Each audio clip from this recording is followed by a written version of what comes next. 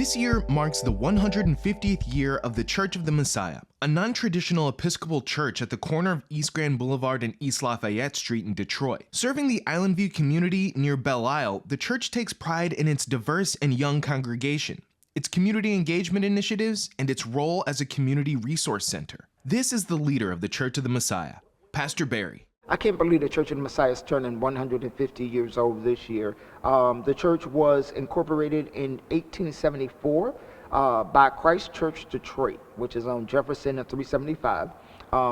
They created Church of the Messiah. We were a mission of Church of the Messiah. And then we have a connection to another Episcopal church.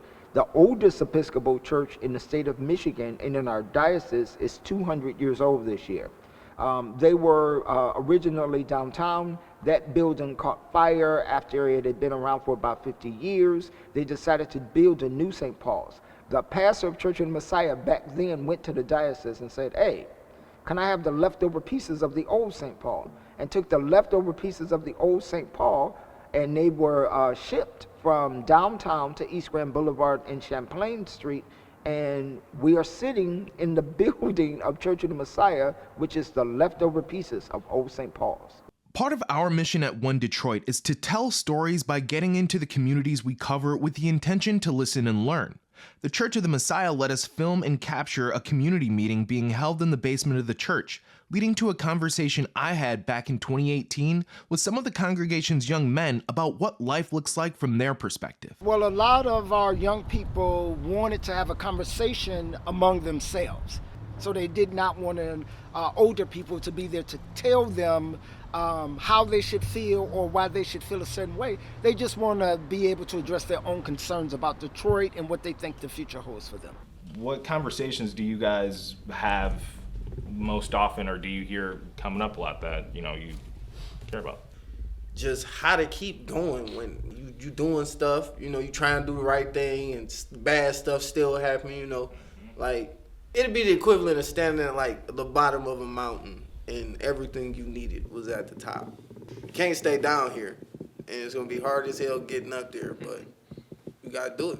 Throughout the years, One Detroit sat in on some of the community conversations held by the church, like those around affordable housing. Church of the Messiah's role is to make sure that this city is for everybody. I am so grateful that we do affordable housing. We've been doing affordable housing for 46 years. Island View is one of those key strategic areas in the city for investment. It's something to his rent, and then also now he's going to start paying his own utilities. So actually he's going to go from paying $600 and something with everything included to a year later paying almost $15. This just happened. The Church of the Messiah has also been foundational to the success of Detroit entrepreneurs.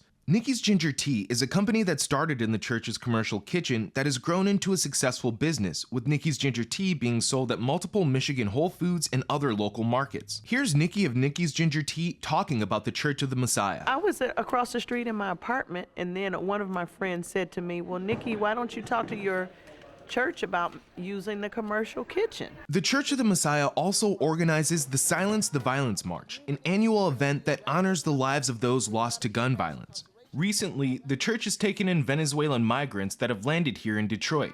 Bill Kubota had the story. Some new parishioners at the Church of the Messiah on Detroit's east side. A March Sunday. But I am ready to bring it.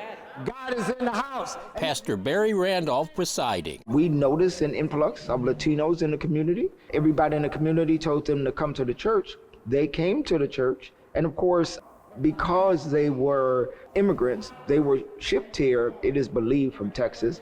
It was kind of crazy. So we immediately jumped into action, making sure that they had the necessities of life. Janine Spencer Gilbert leads the church program. She said more than 60 migrants originally from Venezuela have arrived since December. They've been placed in a shelter just down the street. At Church of Messiah, we made a pantry for not just for the immigrants, but for people that are in total need. The church's computer labs turned into a distribution center for other organizations that need help too. Churches from all over, religious organizations, political leaders, activists, all got involved. So it's not just Church of the Messiah, it's a lot of groups who are really helping to make this happen. On November 1st, the Church of the Messiah will celebrate 150 years with the black tie event, The Audacity of Faith. For more stories from the Church of the Messiah and Island View, visit onedetroitpbs.org. Watch One Detroit, Thursday at 7:30 p.m. You can find more at onedetroitpbs.org or subscribe to our social media channels and sign up for our One Detroit newsletter.